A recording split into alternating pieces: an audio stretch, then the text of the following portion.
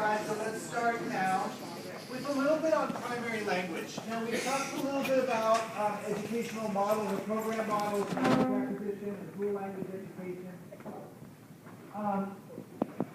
And that's all good and important, but I want to touch on the importance of students' first language and how we can discuss that and bring that into our classroom. I will acknowledge that it is a controversial subject for a lot of people. That there are a lot of people who very strongly believe that if someone is here, they should speak English. And that's true. People who are here should learn to speak English. It is the dominant language of our country. It is an international language of business and of economics, etc. It's important. That said, that doesn't mean that students have to sacrifice their first language. And there are times in the classroom when we can have students strategically use their first language to help them learn English. And I'll talk about a couple of examples of that in just a moment. Lots and lots of researchers have noted the importance of students' first language in their acquisition of English or any other language.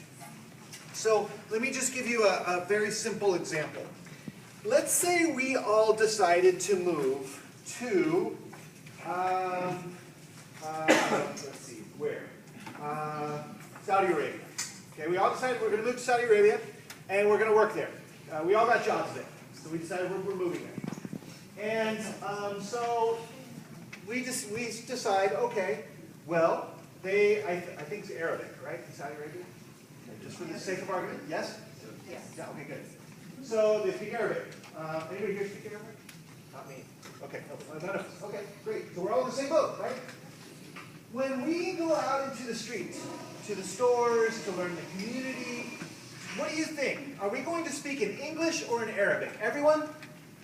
Spanish. In English to start, right? Some in Spanish.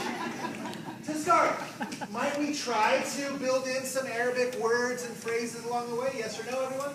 Yes. Sure, right? If we decided, let's take a class, because they're going to teach us about the school system in Saudi Arabia. When the teacher says, turn and talk to your partner about the school structure in Saudi Arabia, do you suppose, if you were talking to the person next to you, you would be speaking in English or in Arabic? Everyone?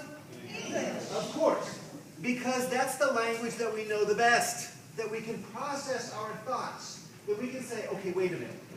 Did she just say this and this? I think that what this meant was this. I think that their secondary education is like ours here in this way. Does that make sense? It's the same thing with our students.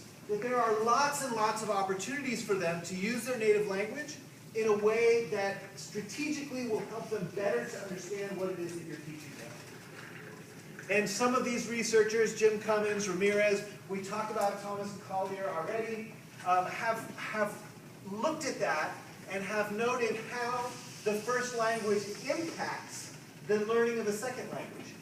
Now, Arabic clearly has a different writing system than English. True or false, everyone? True. Now, can we understand that those symbols are different than ours but still carry meaning, create words, create phrases? Yes or no? Yes. Because we know that in our own language. We know how reading, how writing works. We know how to read. We know how to write. What we have to learn is how to write in Arabic, or how to write in Chinese, or how to write kanji. We know that those systems, those symbols, are different than our own, but we know they carry meaning. We know that they might be written in a different way. You might not read from left to right and from the top to bottom like we do, but we understand the concept. All of that knowledge transfers over into learning a second language. Lily Wong Fillmore talks about teachers having a strong understanding of language and having an understanding of our own language, our own native language. Having an understanding of English structures, grammar, how it works, so that we can help students to learn that as well. And then Alma Florada talks about authorship and the importance of student authorship and our students and our community members and our parents having a voice and as authors.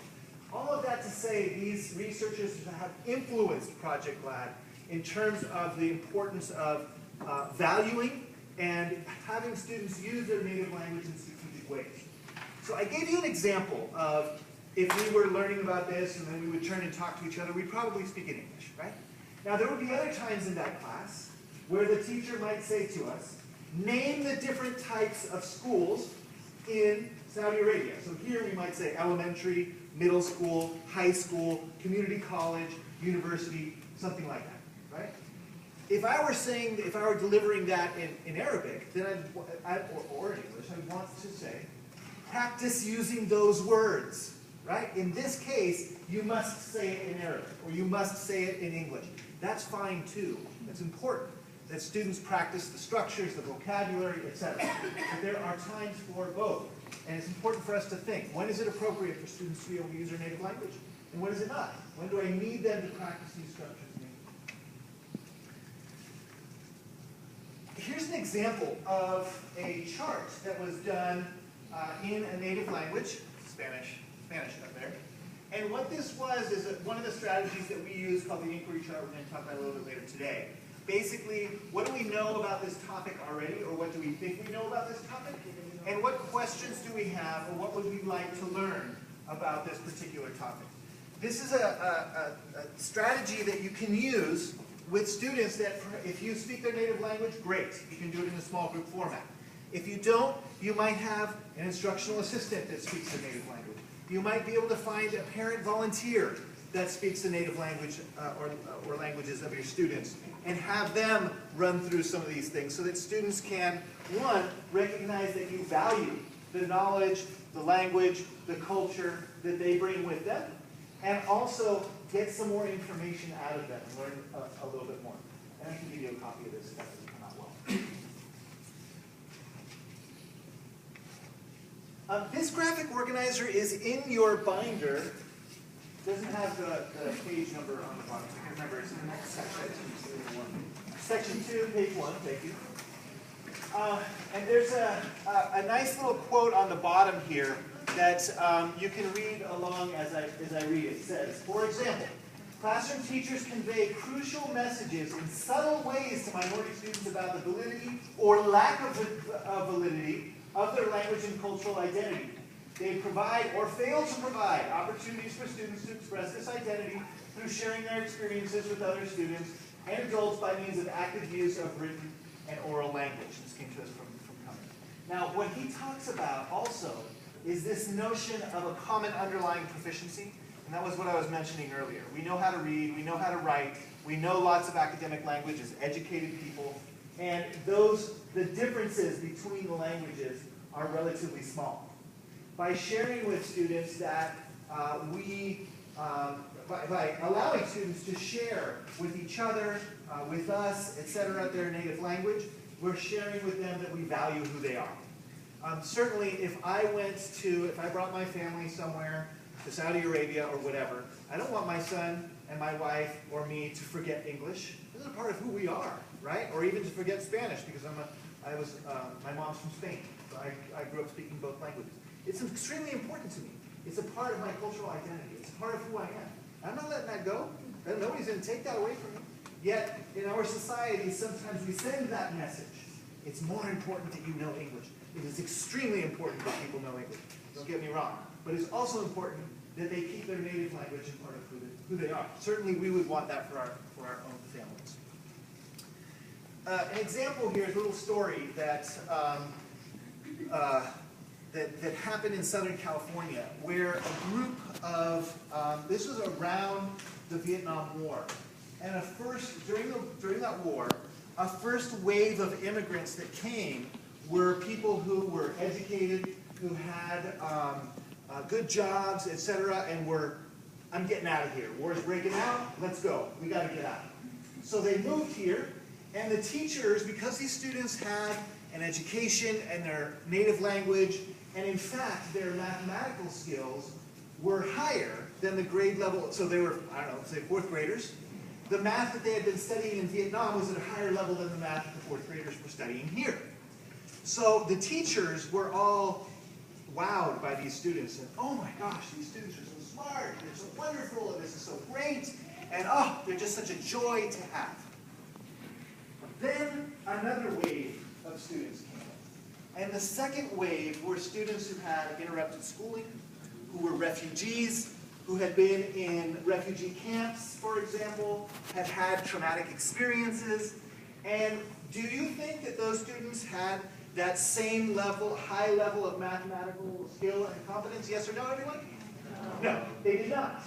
And so when that wave of students came, the teachers had a very difficult time because they had in their brain, now these are some generalities, that they had in their brain, Vietnamese students are really good at math, and they're really smart, and they're talented, and they come with us, and they're ready to go, and they really love learning.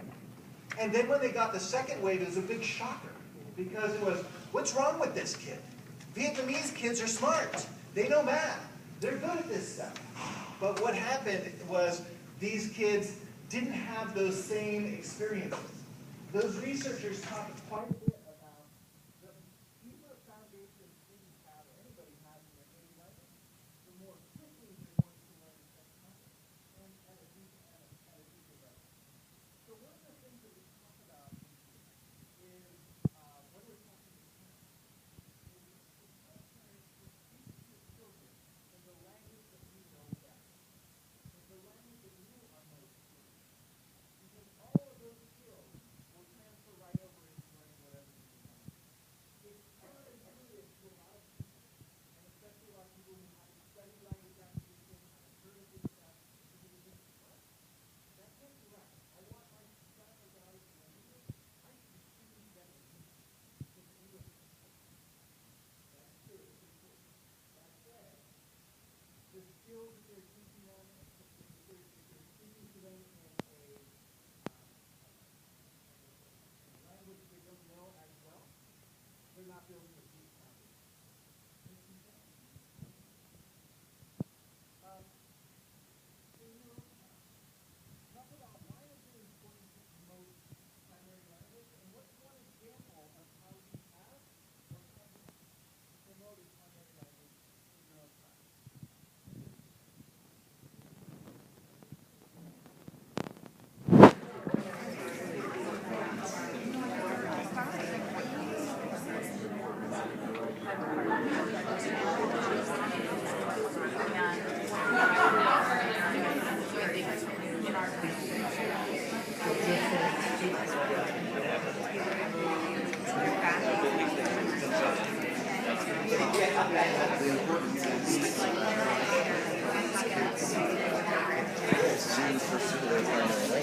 Just starting, you have a second.